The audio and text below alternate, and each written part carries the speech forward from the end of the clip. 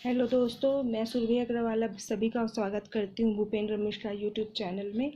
जैसा कि last class में मैंने आप लोगों को बताया था कि हम लोगों ने आरटी 2009 डिस्कशन किया था और आज की क्लास में हम लोग एनईपी 2020 डिस्कशन करने वाले हैं। ओके, अब ये बहुत न्यू टॉपिक है। मे बी आप लोगों ने इसके बारे में कुछ टाइम पहले, कुछ मंथ पहले सुना होगा।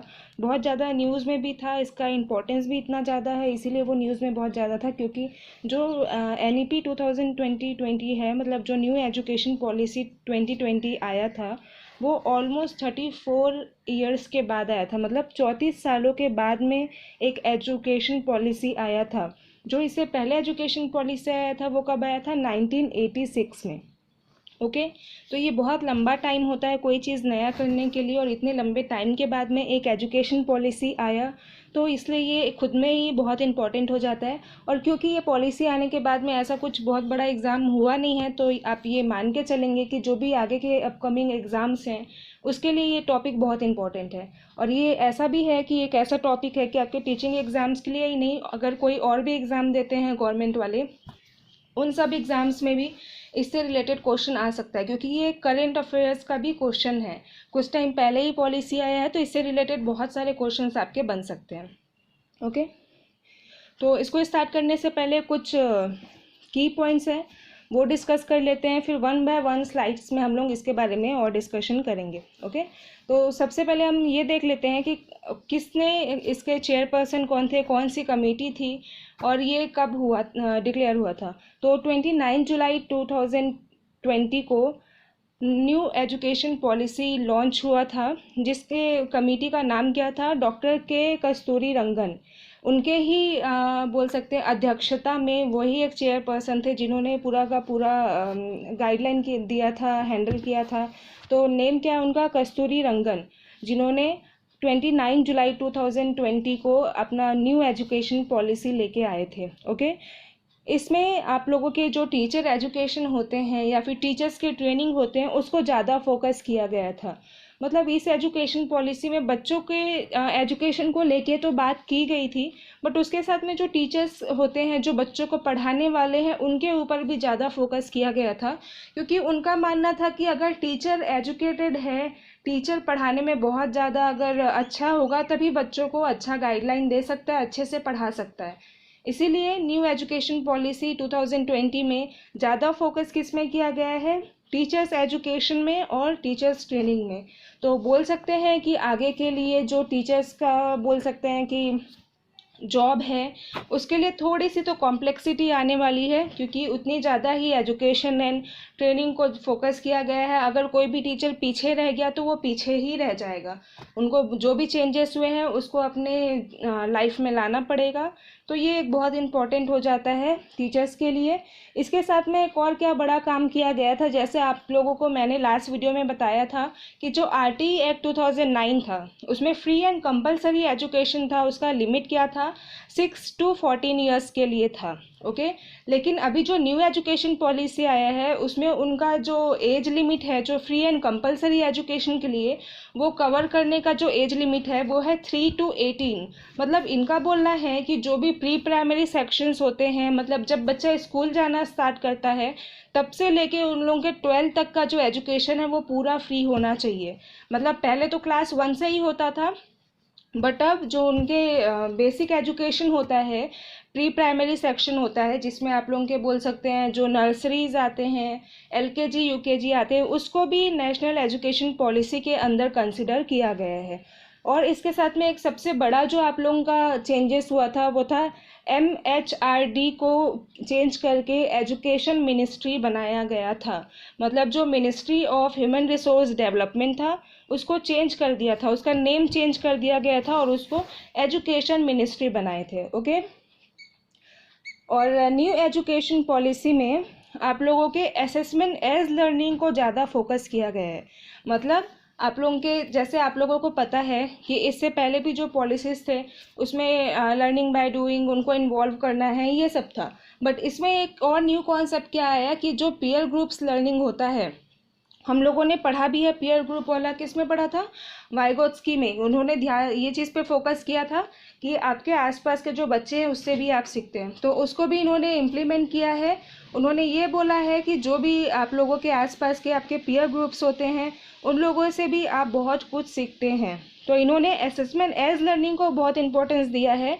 इसमें आप लोगों का जो भी आपके आसपास के बच्चे होते हैं वो भी आपको मार्किंग देंगे, आप उनको मार्किंग देंगे, वो आपको मार्किंग देंगे। ये भी एक आप लोगों के कॉन्सेप्ट आया है न्यू एजुकेशन पॉलिसी में। इसके साथ में बहुत सारे एजुकेशनल टेक्नोलॉजीज़ को भी इन्वॉल्व करने का प्लान चल रहा है। मतलब जो भी टेक्नोलॉजीज़ आ रहे हैं उसके थ्रू भी टीचिंग होगा, न्यू टेक्नोलॉजीज़ को भी इसमें इन्वॉल्व किया जाएगा। इन्होंने एक और टारगेट सेट किया है कि 2030 तक जो बीएड कोर्स होता है, आप लोगों को पता है कि एक न्यू कोर्स आया था जिसमें 4 ईयर इंटीग्रेटेड बीएड कोर्स था, जिसमें आप लोगों के ग्रेजुएशन के साथ में बीएड भी हो जाएगा। तो वो कोर्स को आप बोल सकते हैं कि 2030 तक उनका टारगेट है कि ये कोर्स कम्प्लीटली आप लोगों का इम्प्लीमेंट हो जाए। जैसे अभी आप लोगों को पता है कि 2 साल वाला जो पहले कोर्स होता था वो भी चल रहा है, बट 2030 तक ये जो कोर्स 2 साल का होता था बीएड का वो कम्प्लीटली ख़त्म करके 4 ईयर इंटीग्रेटेड बीएड कोर्स को ही इम्प्लीमेंट किया जाएगा। मतलब बोल सकते हैं कि 2030 के बाद जो 2 ईयर वाला बीएड कोर्स चल रहा है वो कम्प्लीटली बंद हो जाएगा और जो इंटीग्रेटेड कोर्स है वो ही आगे चलने वाला है। ओके, चलिए अब 1 बाय 1 हम लोग स्लाइड्स में डिस्कस सेम चीज़ें और जो डिटेल्स में डिस्कस करते हैं। पहले इंट्रोडक्शन में आप लोगों को मैंने बताया है कि जो नेशनल एजुकेशन पॉलिसी 2020 है वो 29 जुलाई 2020 को यूनियन कैबिनेट से अप्रूव हुआ था। और ये जो पॉलिसी था वो कौन से पॉलिसी को रिप्लेस किया था? जो पहले पॉलिसी आया था national policy of education NP 1986, उसको रिप्लेस करके कौन सा पॉलिसी लाया गया? एनईपी 2020। ओके, देन नेक्स्ट आप लोग देखिए, जो ये पॉलिसी था उसका फ्रेमवर्क जो बनाया गया था वो आप लोगों के एलिमेंट्री एजुकेशन के लिए, हायर एजुकेशन के लिए, और इसके साथ में जो इम्पोर्टेंट चीज़ इसमें ऐड किया गया था वो था वोकेशनल ट्रेनिंग, दोनों ही जगह के लिए, रूरल और अर्बन दोनों ही जगह के लिए। तो इसमें क्या था, मेनली सिर्फ इनका फोकस सिर्फ पढ़ाई में करने की बजाय जो भी वोकेशनल ट्रेनिंग्स होते हैं, या फिर बोल सकते हैं कि जब एक बच्चा स्कूल से निकल रहा है तो बच्चे में एटलीस्ट एक स्किल होना चाहिए। मतलब एक अपना उसके अंदर में एक ऐसा स्किल होना चाहिए जिसको कि वो आगे यूज़ करके कम से कम सर्वाइव कर सके इस लाइफ में। तो इसलिए वोकेशनल ट्रेनिंग को भी इम्पोर्टेंस दिया गया है। और यहाँ पे जैसा कि लर्निंग बाय डूइंग हम लोग पहले भी पढ़ चुके हैं कि चीज़ें करके सीखना, स्किल्स डेवलप करना, ये सब चीज़ों पे बहुत ज़्यादा फोकस किया गया है एनईपी 2020 में। ओके, नेक्स्ट अब देखते हैं कि इनका विजन क्या क्या है। इनका विजन क्या था कि जो भी आप लोगों के पॉलिसीज़ पहले होते थे उसको कम्प्लीटली इंडिया सेंट्रिक एजुकेशन बनाना। मतलब इंडिया में आपके जितने भी चलते हैं पॉलिसीज़ वो सबको इंटीग्रेट करके एक ही जगह पे सबको सेम टाइप से एजुकेशन प्रोवाइड करवाना। और जो भी आप लोगों के एजुकेशन मिल रहा है उसको एक क्वालिटी एजुकेशन बनाना। सिर्फ ये नहीं कि इन्फॉर्मेशन दे रहे हैं, नॉलेज दे रहे हैं, बट बच्चे को कुछ आता नहीं है। यहाँ पे इसको एक क्वालिटी एजुकेशन बनाना था और एक हाई क्वालिटी एजुकेशन बच्चों को दिलाना था, जिससे कि बच्चे क्या हो सके, स्किल्ड हो सके और उनको चीज़ें सिर्फ नॉलेज ना हो बल्कि उसको यूज़ करना भी आता हो। अब हम लोग देख लेते हैं कि इसमें जो न्यू स्ट्रक्चर थे उसमें क्या क्या चेंजेस हुए हैं। जैसा कि पहले आप लोगों को पता था कि क्लास 1 to 5 क्या होता था, प्राइमरी एजुकेशन होता था। लेकिन अभी जो न्यू एजुकेशन पॉलिसी आया है उसमें क्लास 1 and 2 को हटा दिया गया है और क्लास 3 से 5 को प्री पैट्री स्टेज बोला है। मतलब प्रारंभिक चरण किसको बोला गया है? 3 to 5 को, क्लास 1-2 को नहीं। क्लास 1-2 नर्सरी जो भी था उसको पूरे को प्री प्राइमरी स्टेज में रखा गया है, जिसको क्या बोल रहे हैं हम लोग? फाउंडेशन स्टेज बोल रहे हैं। इसमें आप लोगों के 3 इयर्स किसके होने वाले हैं? ये 5 इयर्स का होगा जो फाउंडेशन स्टेज है। इसमें 3 इयर्स होगा आंगनबाड़ी का या फिर प्री स्कूल का, और जिसमें और क्या इंक्लूड होगा? क्लास 1 और 2। तो ये टोटल कितने हो गए? 3 + 2 5 इयर्स का होने वाला है फाउंडेशन स्टेज। देन जो सेकंड होगा वो होगा प्री पैट्री स्टेज, जिसमें कि क्लास 3 to 5 होंगे, मतलब 3rd, 4th and 5th। क्योंकि क्लास 1 and 2 आपका फाउंडेशन स्टेज में चला गया है तो ये सिर्फ 3 साल का होने वाला है। जो हम लोग प्राइमरी अभी सेक्शन बोलते हैं वो प्री पैट्री कहलाएगा। उसके बाद middle stage, middle age it is है 6 to 8। हाँ, कुछ चेंजेस ज़रूर हैं वो आगे डिस्कस करेंगे, बट जो क्लास है वो 6 to 8 ही होने वाला है मिडिल में। एंड सेकेंडरी में से भी सेम होने वाला है जो कि है 9 to 12 का। ओके तो ये आप लोगों का स्ट्रक्चर है स्कूल करिकुलम के लिए, जो कि आपको याद रखना है, क्योंकि आपको क्वेश्चन में पूछ सकता है कि फाउंडेशन स्टेज में कितने साल का होने वाला है या कौन कौन से क्लासेस आने वाले हैं, मिडिल स्टेज में क्या होने वाला है, तो ये आप लोगों को याद रखना बहुत ज़रूरी है। ओके, अब कुछ इंपॉर्टेंट की पॉइंट्स हैं वो थोड़ा डिस्कस कर लेते हैं। आप लोगों को पता है कि पहले आप लोगों का जो भी स्ट्रक्चर था बोर्ड का वो कैसा होता था, 10+2 होता था। 10 तक हम पढ़ाई करते थे, देन उसके बाद में बोर्ड होता था, प्लस फिर आप लोगों का 12th होता था, ठीक है। लेकिन जो न्यू स्कूल स्ट्रक्चर आया है उसमें अभी हम लोगों ने डिस्कस किया था कि जो फाउंडेशन स्टेज है वो 5 साल का है, देन प्रीपेटरी है, देन मिडिल है, देन हायर है। तो क्या हो गया, 5+3+3+4। ये स्ट्रक्चर बहुत अच्छे से याद रखेंगे क्योंकि ये एक बहुत बड़ा चेंज है नेशनल एजुकेशन पॉलिसी में। तो ये जो नंबर है वो आपको याद होना चाहिए। 12 ईयर है यहाँ पे, पहले 10+2 था, उसको और डिवाइड करके 5+3+3+4 कर दिया गया है। और जो प्री प्राइमरी सेक्शन था उसको भी इसी बोर्ड स्ट्रक्चर में इंक्लूड किया गया है, ताकि बच्चों का जो बेस है वो क्लास 1 से बनने की बजाय उससे पहले से बनना स्टार्ट हो जाए। और इसके साथ ही आप लोगों के जो क्लास अप टू 5 तक को हम लोगों को प्री स्कूल, 6 to 8 को mid school, and 9th and 11th 12th को आप लोग हाई स्कूल बोलेंगे। और जो भी 12th के बाद 12 ऑनवर्ड्स जो भी कोर्सेज होंगे उसको आप लोग एज अ ग्रेजुएशन कंसिडर करेंगे।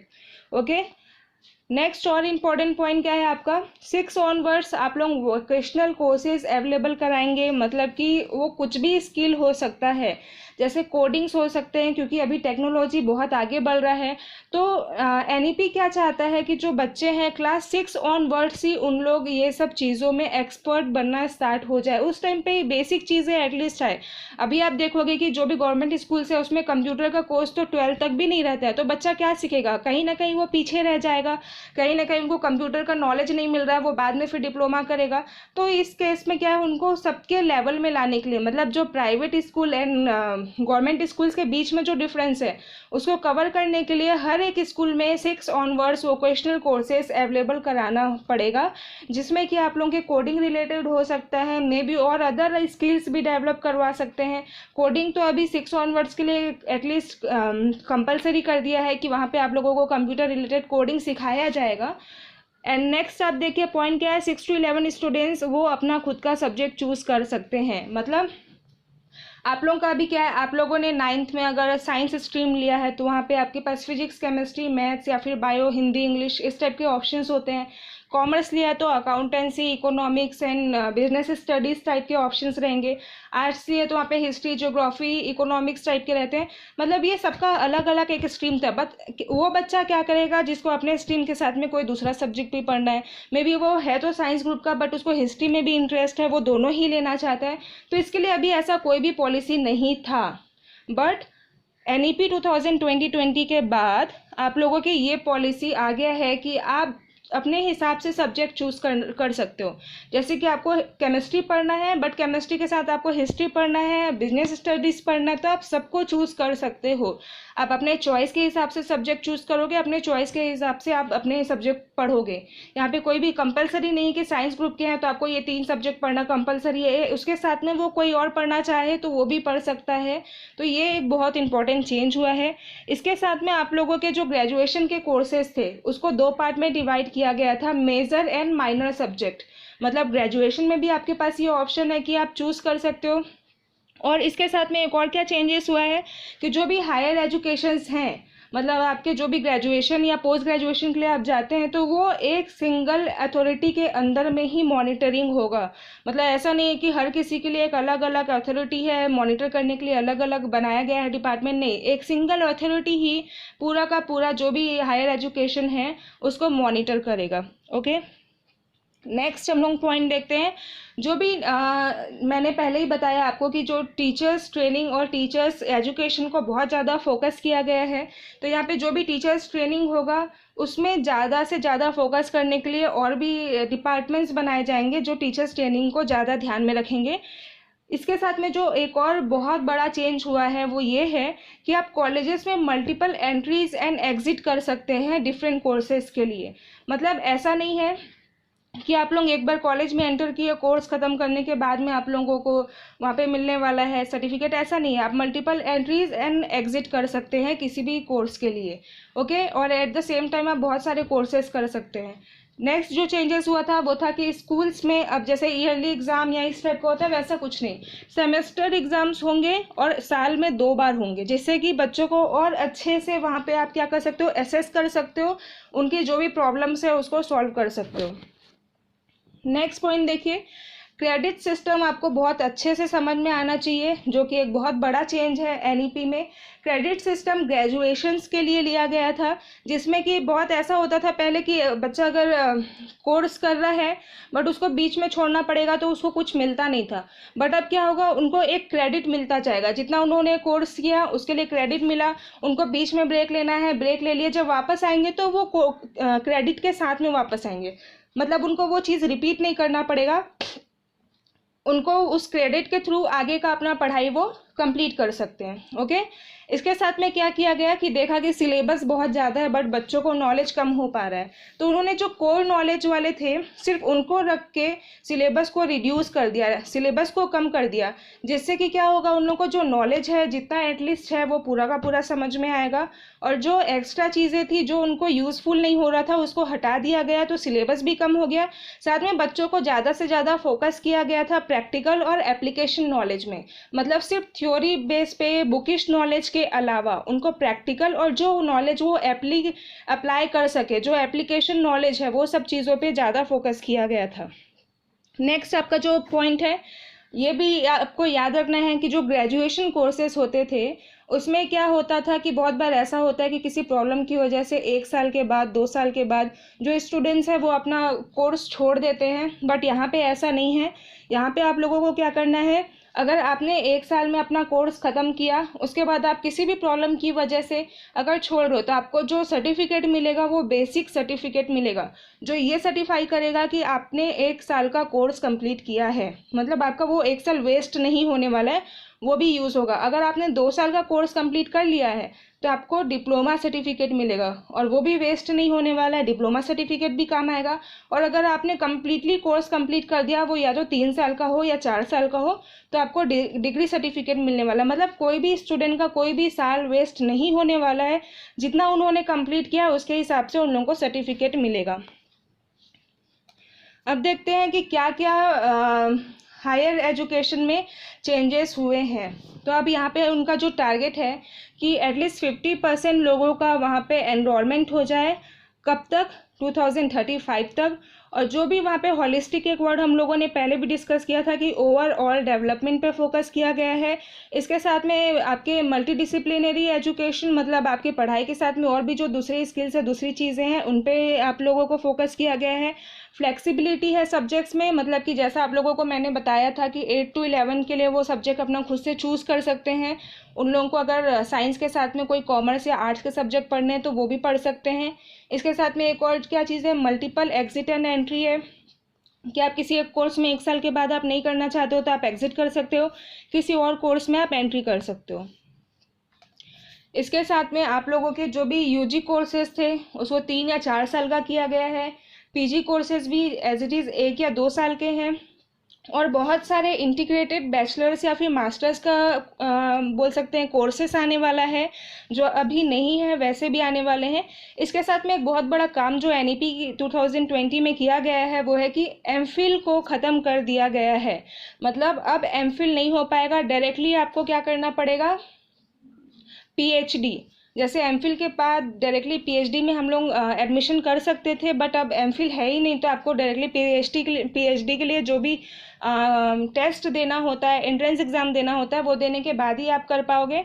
और जो यहाँ पे क्रेडिट ट्रांसफ़र वाला अभी मैंने आप लोगों को डिस्कस किया था कि अगर आप पूरा कंप्लीट नहीं कर पा रहे हो, बीच में ब्रेक लेना चाहते हो, तो आप लोगों को क्रेडिट वहाँ पे मिलेगा, जो कि आप लोगों का यूज़ हो सकता है बाद में। इसके लिए एकेडमिक बैंक होगा क्रेडिट का, जिसमें कि आपके वो क्रेडिट जो भी पढ़ाई करते जा रहे हैं वो उसमें ऐड होता जाएगा। तो आई होप कि आपका आज का वीडियो पसंद आया होगा। और ये बहुत न्यू टॉपिक है, कुछ टाइम पहले ही, क्योंकि एनईपी 2020 आया था, तो इससे रिलेटेड जो भी इम्पोर्टेंट पॉइंट्स है हम लोगों ने डिस्कस कर लिया है। और एक चीज़ आप लोगों को याद रखना है कि अभी तक किसी एग्ज़ाम में आया नहीं है, तो एक एक लाइन जो मैंने आपको बोला है उसमें से कुछ भी आ सकता है, क्योंकि अभी तक एग्ज़ाम में आया नहीं है। तो इसमें से कुछ क्वेश्चंस बना के हम लोग डिस्कस करेंगे आगे की क्लास में। बट तब तक आप लोग ये वीडियो बहुत अच्छे से देखिएगा। आप कोई भी एग्ज़ाम्स दे रहे हैं टीचिंग के या नहीं दे रहे हैं, उनके लिए भी इम्पॉर्टेंट है, क्योंकि ये आप लोगों के करंट अफेयर का एक टॉपिक हो जाता है। टीचिंग एग्ज़ाम के लिए तो इम्पॉर्टेंट है ही, ठीक है। और इसके साथ में मैंने आप लोगों को एक वीडियो में बताया था कि हमारे जो ऐप है उसके बारे में। तो अगर आपको ऐप इंस्टॉल करना है तो आपको डिस्क्रिप्शन में लिंक मिल जाएगा, आप इंस्टॉल करिए और जो टेस्ट सीरीज़ है उसको अभी से ही प्रैक्टिस करिए, ताकि एग्ज़ाम तक आप लोगों का बहुत अच्छे से प्रैक्टिस हो जाए। और अगर आपको इस टॉपिक में कुछ डाउट है या फिर आपके पास कोई इन्फॉर्मेशन है इस टॉपिक से रिलेटेड, तो आप कमेंट सेक्शन में कमेंट करके बता दीजिएगा। और अगर ये वीडियो आपको पसंद आ रहा है तो लाइक कर दीजिए, शेयर करिए और इस चैनल को सब्सक्राइब कर दीजिए।